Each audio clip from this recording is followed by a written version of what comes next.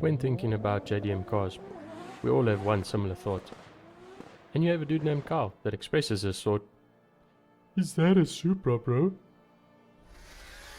And look, Carl isn't completely wrong. The Supra is a great JDM car, but this car is out of reach for the majority of people because of the popularity and demand for these epic examples of JDM cars. In today's video, we will be diving into the realm of forgotten and overlooked JDM Euro cars that are a much more attainable alternative to Supras, Skylines, NSXs, and all the other popular holy grail JDM cars. Welcome back to Velocity Car Vault, where we share all the car secrets from our vault. The first forgotten JDM Euro car that we will be taking a look at today is the Mitsubishi Galant VR4. This stands as the OG of modern all-wheel drive performance sedans. Originally introduced in October 1987, it was the high-performance variant of the 6th generation Galant, specifically engineered to satisfy the FIA's Group A homologation requirements for the World Rally Championship.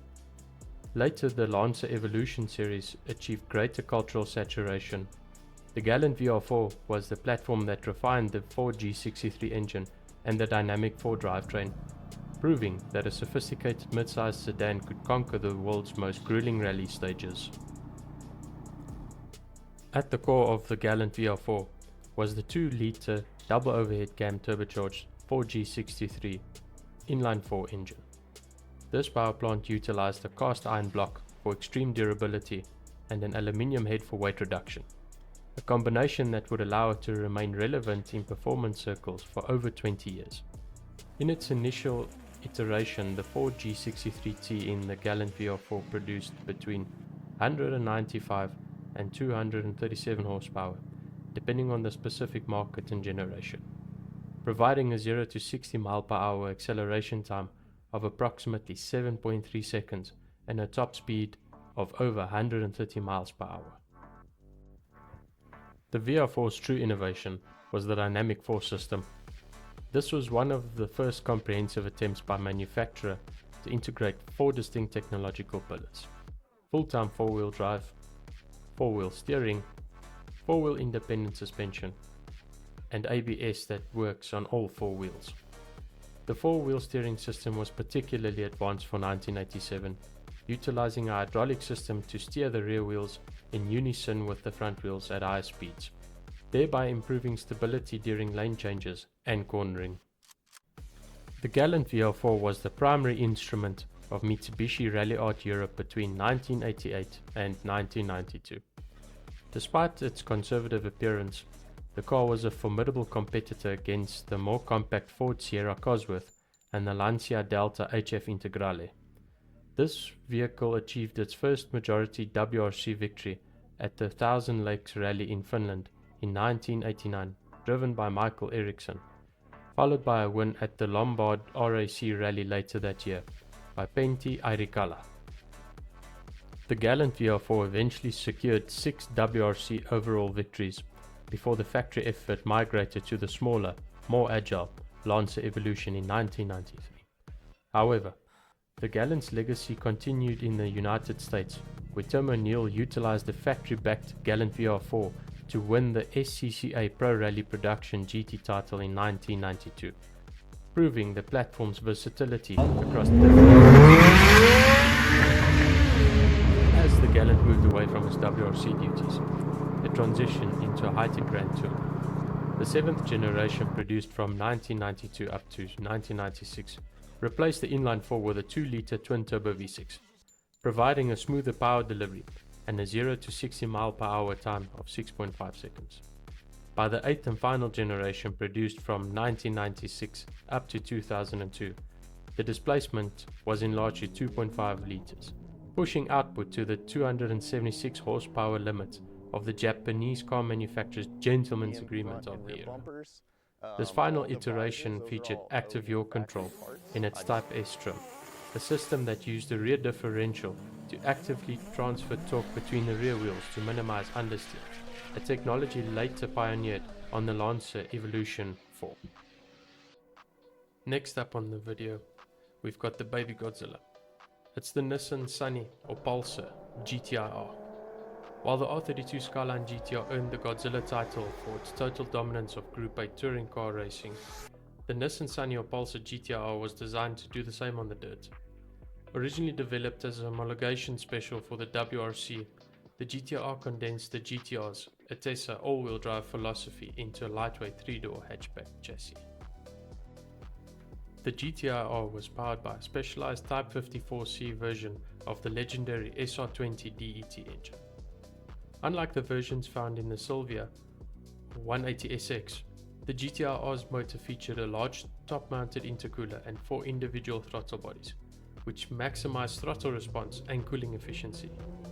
This configuration produced 227 horsepower and 209 foot-pound of torque in a very short wheelbase of 2,430 millimeters. The curb weight was approximately 1,220 kilos. It's a very short, nimble and capable car. The Atessa all-wheel drive system utilized the viscous coupling center and rear differential to manage torque. This provided the GTIR with extraordinary traction, allowing it to record 0 to 60 mph times of up to 5.3 seconds, which was nearly identical to the Porsche 911 of its era, and faster than modern hot hatches like the latest Subaru WRX. Despite its potent specifications, the GTIR faced challenges in the WRC. Reliability issues and heat management issues caused by the top-mounted intercooler becoming heat-soaked during low-speed rally stages limited its success in the top-tier Group A category.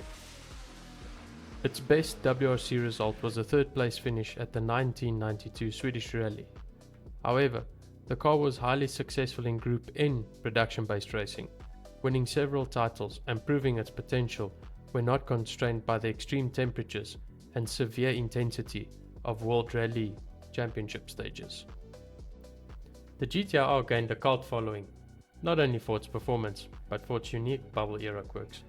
Most notable was the hidden umbrella holder located in the door jamb of approximately 7,500 of the 15,000 units produced. This specialized spring-loaded compartment was designed to help keep the driver dry in sudden rain conditions, a luxury feature that was later popularized and adopted by Rolls-Royce. The car also featured a dramatic aesthetic, dominated by a massive hood bulge to feed air to the intercooler and a giant rear spoiler to provide downforce at high speeds. Next up on the list, we've got the third generation Toyota Celica GT4, the ST05.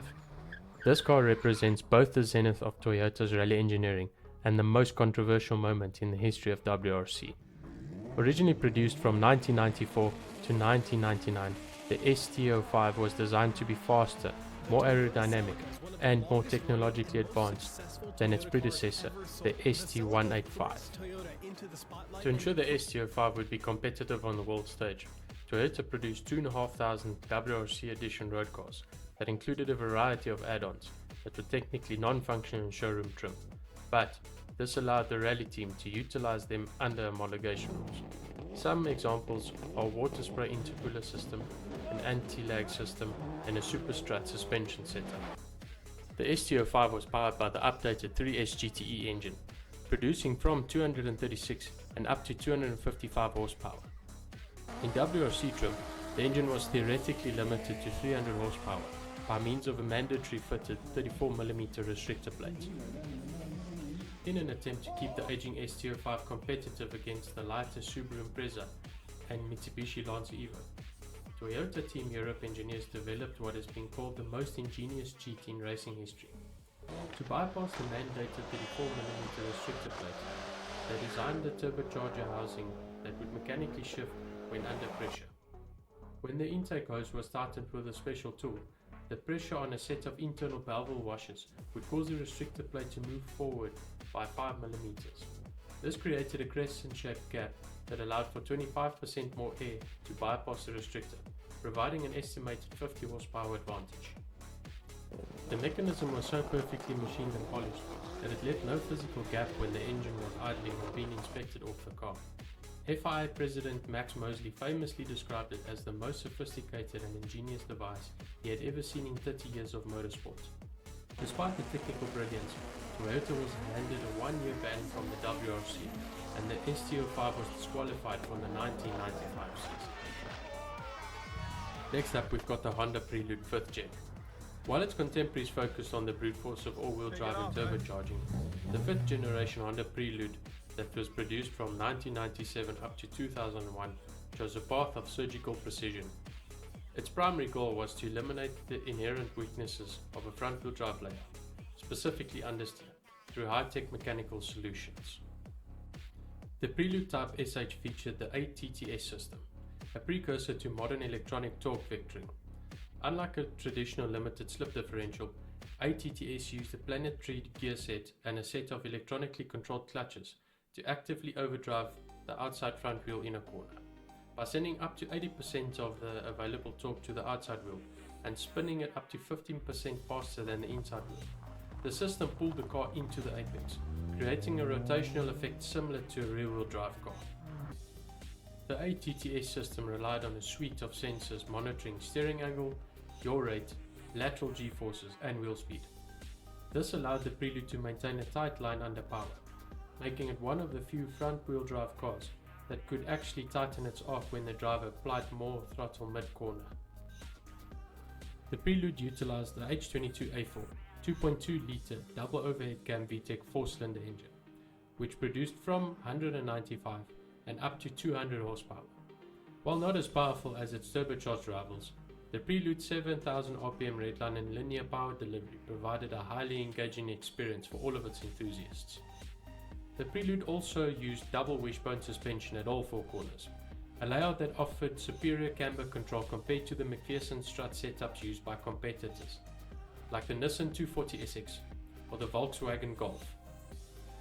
Despite being named best handling car under $35,000 by Car and Driver, the Prelude was eventually overshadowed by its own family members, specifically the lighter Integra Type R and the rear-wheel drive S2000. The ATTS system, while brilliant, was also complex and very expensive to maintain, leading many modern owners to perform ATTS deletes in favor of more simpler setups. Next up, we'll be taking a look at the Mitsubishi GTO. Marketed internationally as the 3000 GT VR4. This was Japan's definitive attempt to build a world beater that relied on sheer technological superiority. Debuting in 1990, it aimed to compete directly with the Nissan 300ZX, Toyota Supra, and even European exotics like the Porsche 911. The GTO VR4 was a rolling showcase of Mitsubishi's engineering might, featuring several firsts for a production car. Its technical specifications included the following: a 3-litre twin-turbo V6 producing up to 320 horsepower and up to 315 foot-pounds of torque. It also had active aerodynamics, a motorized front air dam that loaded speeds over 45 to 50 miles per hour, and a rear wing that tilted to increase downforce. It also had an active exhaust system, an electronically controlled valve in the muffler that allowed the driver to switch between a quiet mode and a loud mode. It also had electronically controlled suspension and four-wheel steering and full-time all-wheel drive. The GTO's greatest strength was also its weakness, complexity. With a curved weight exceeding 3,700 pounds, it was significantly heavier than its rivals, earning it a reputation as a point-and-shoot cruiser rather than a delicate sports car. Despite the weight, the all-wheel drive system and twin turbos allowed it to reach a 0 to 60 mph in 4.8 seconds, which was faster than a stock Toyota Supra Mark IV Turbo in some period of testing. The Mitsubishi GTO also proved formidable in Japanese endurance racing, particularly in the N1 spec, where it beat the lighter R32 Skyline GTR in acceleration tests. However, the cost of the vehicle reaching over $45,000 by 1999 and the difficulty of maintenance due to a crammed engine bay and failing electronic actuators led to poor sales by the end of its run in 2000.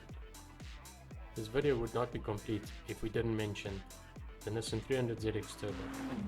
This represents the intersection of timeless Japanese design and American motorsport dominance. While its appearance was lauded globally, its achievements on the track are often overshadowed by the JDM-specific legends of Godzilla, the GTR Skyline. In the early 1990s, the 300ZX was arguably the most successful Japanese car in North American racing. Prepared by Clayton Cunningham Racing, the Z32 dominated the IMSA GTS class. In 1994, driver Steve Millen and the number 75 300ZX achieved the triple crown of endurance racing, winning the IMSA GTS class at the 24 Hours of Daytona, the 12 Hours of Sebring, and the 24 Hours of Le Mans, where it finished 5th overall. The racing version of the VG30 DETT engine was very powerful, reportedly producing power in the region of 800 to 1000 horsepower. That led the IMSA governing body to change the rules for the 1995 season, effectively banning the twin-turbo V6 in favor of naturally aspirated V8s to keep things competitive between all teams. The road-going Z32 was equally sophisticated, featuring one of the world's first mass-produced V6 engines to utilize variable valve timing. The car's drag coefficient of 0.30 and advanced Super High-Cus four-wheel steering system provided a level of high-speed agility and stability that made it a favorite for grand touring. The Z32's design was so successful that it found its way onto a much more expensive supercar. When Lamborghini was developing the facelift the Diablo in 1999, they ditched the original pop-up lights for aerodynamic and safety reasons. Instead of designing new units, Lamborghini used the headlights from the Nissan 300ZX. The integration was so seamless that many enthusiasts are still unaware that a Lamborghini Diablo has Nissan stamped on its headlight glass, hidden beneath a carbon fiber eyelid that is located on the top of each headlight.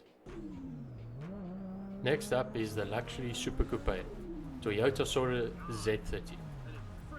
While the A80 Toyota Supra became a global icon, its more refined sibling, the Toyota Soarer Z30, offered the same mechanical heart in a package designed for the Japanese elite.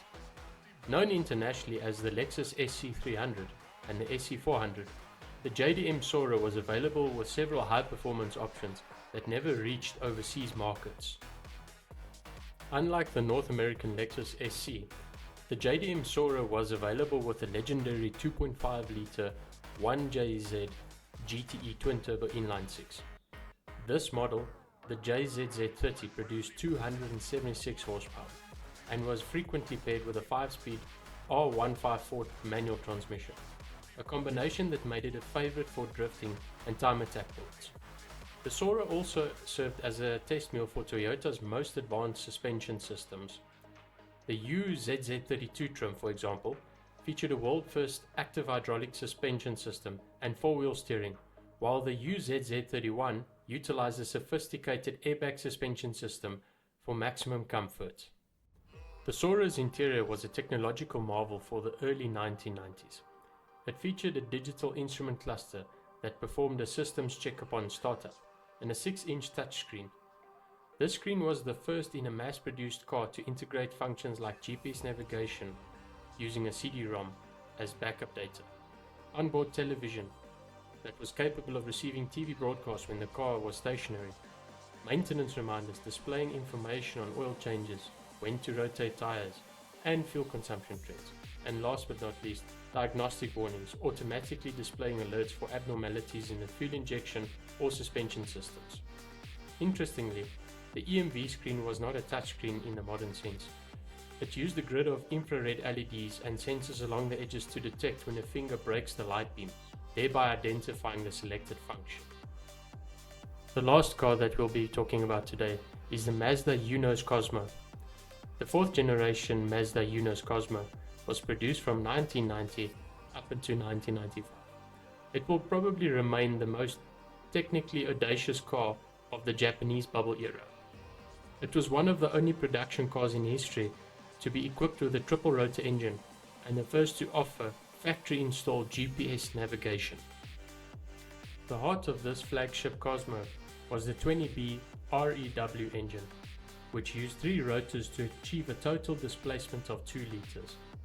It was the world's first production engine to utilize a sequential twin turbocharger system. This system used a small turbo to provide boost at low RPMs, minimizing lag, and a larger second turbo that engaged after 3,500 RPMs for high-end power. Officially, the Cosmo was rated at 280 horsepower, to comply with the Japanese car manufacturer's gentleman's agreement of the era, which was inaccurate. The 20B actually produced closer to 320 horsepower and offered a level of vibration-free smoothness that surpassed V8s and V12s. However, this performance came with a significant penalty. Fuel economy was famously poor, often averaging around 10 miles per gallon, leading some enthusiasts to joke that it chugged more fuel than a field tractor. In April 1990, the Eunos Cosmo became the first production car to feature a built-in GPS navigation system developed by Mitsubishi Electric. This car communication system used a full-color CRT touchscreen to display two-dimensional maps, controlled the climate system, and even functioned as a television. The system was so expensive that choosing the CCS trim level added approximately $4,000 to the price tag, which is equivalent to 14% of the vehicle's total cost when purchased new. Despite its brilliance, the Cosmo was a victim of the economic collapse. Unfortunately, it was never exported from Japan during its years of production. It was only available in a 4-speed automatic transmission, and the high road tax in Japan, due to its size, made it a hard sell as the 1990s progressed.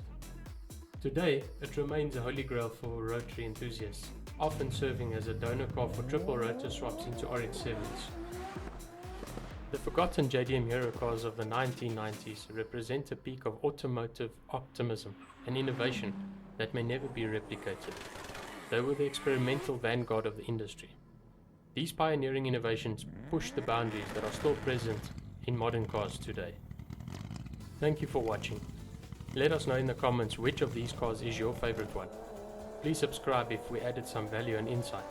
Hit that like button if you enjoyed this video and click that notification bell so that you get notified when we post new videos.